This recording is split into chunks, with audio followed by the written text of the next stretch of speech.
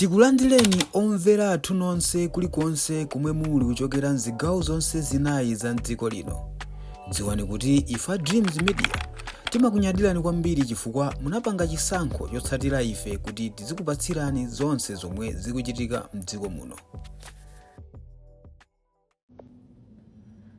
Another coup attempt. Sopano ku Benin. Benin, another West African country. Last time tinagamba za Guinea Bissau kuti kunachitika coup. West Africa coup ya ku Guinea Bissau ija apparently ngasi kunali chisankho. The sitting president invited the military to take over atadzindikira kuti alusa chisankho. Okay, and inali maumboni amene akutuluka ndionetsa kuti sikuti inali kuya. The sitting president sanamangidwe, and he was the one announcing the coup before the military came pa TV kuzalankhula, and he was allowed to fly kupita ku Senegal.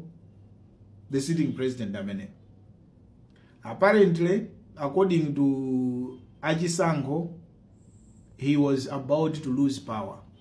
Ndi anangopanga zoti chani aliyese asaitenge. Ine ndiluze chabwino koma opposition asawine. Ndi military inatenga.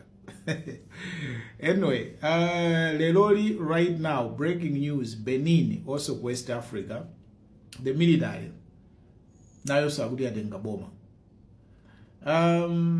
I'm not a big fan. I'm not a big fan of military coups. Chifukwa sisa chilendo, we have had military coups in our history in Africa. Many countries have had military coups, including the founding president wa Ghana, Kwame Nkrumah.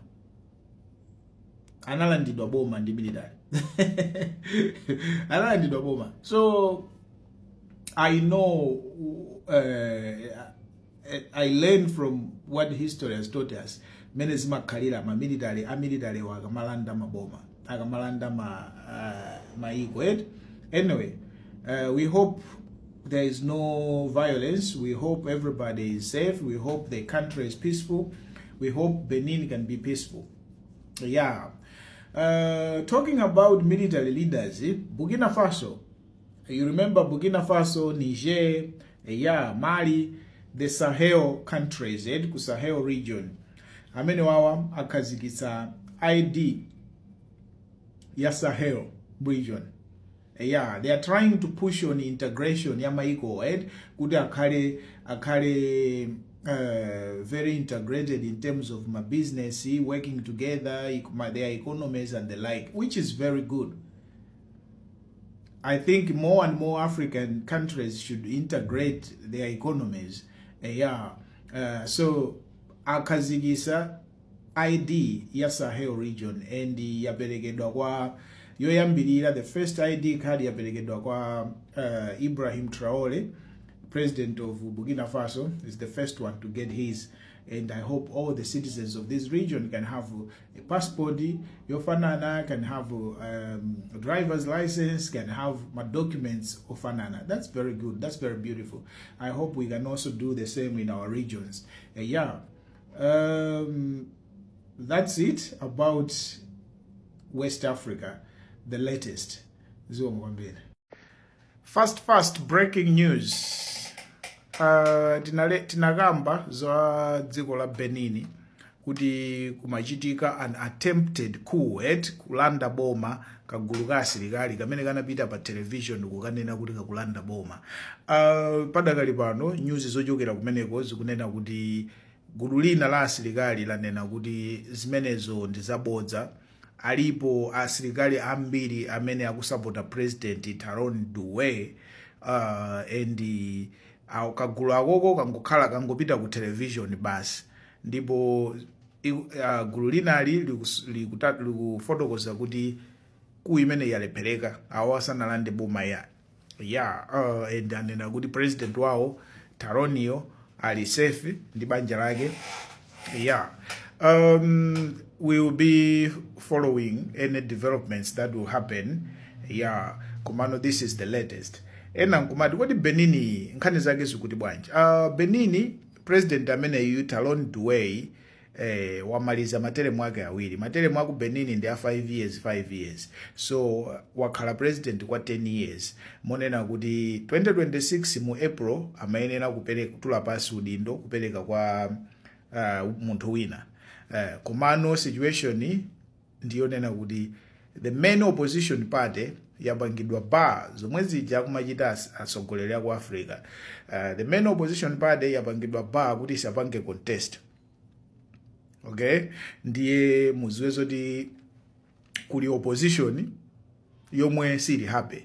Yeah, and kagulu ka asilikali kamene kamafuna kulanda bomaka kamene kakupanga claim kuti kalanda bomaka kakupanga accuse president amene Talon Duwei kuti mu 10 years yake wakhala very corrupt ndipo mene amayendesera dziko sanayendese bwino.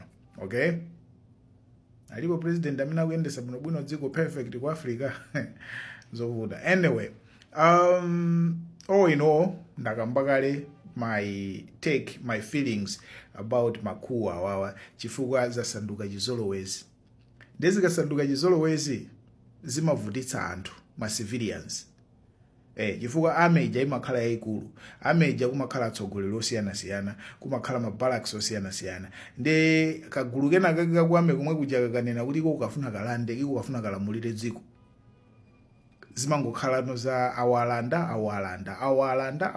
That's the history mene zimachitikira mukayang'ana maiko ngati Burkina Faso uyu walanda kena kanzake naso akuzalanda. Maiko ngati Mali zimene zimakhalira. So I don't really like that. And the president uja akakhala kuti walanda boma nangasi amaopanso kuti kagulugulina so la asilikali lizamulanda. Ndi amakhala kuti very paranoid, amapezeka kuti akukhala ni moyo wopa uja umampangisa iye uja kuti ulamuliro wake ukhale so wankhanza. Malo moti akhale free bwino kumalamulira dziko. These are my feelings. Of course alipo maiko ena amene kunali ma president ankhanza, ma president ofoira ngati ku Madagascar. Mkulu amene analandidwa dziko ku Madagascar uja anali ofoira. I have a personal friend wa ku Madagascar imwe wakhala kundidandaulira kuchokera 2017 pamene tinaziwana mpaka pano. And kuchosedwa kwa president amene ujayo anasangalala, ma civilians anasangalala. Ndipo ku Madagascar ku nyumba kumene kumakhala president amene uja kwabezeka kuti amabisa mamino kwabezeka ma kgs chimwala cholemera kwambiri. Chimwala changati chama ruby cholemera kwambiri amachibisa nyumba mwake. Moti dzanali asilikali achitenga achitulutsa ndipo anena kuti aonesesa kuti chipangidwe process and agulitse and ma procedure kumene kukaonesesa kuti alowe apite kwa anthu.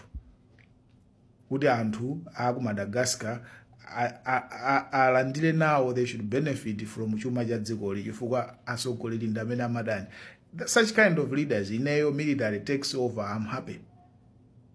Of course ku Madagascar ama military awa anena kuti 2 years transition ndipo apanga promise kuti after 2 years apereka kwa ma civilian komano afuna akonze zinthu. I like that.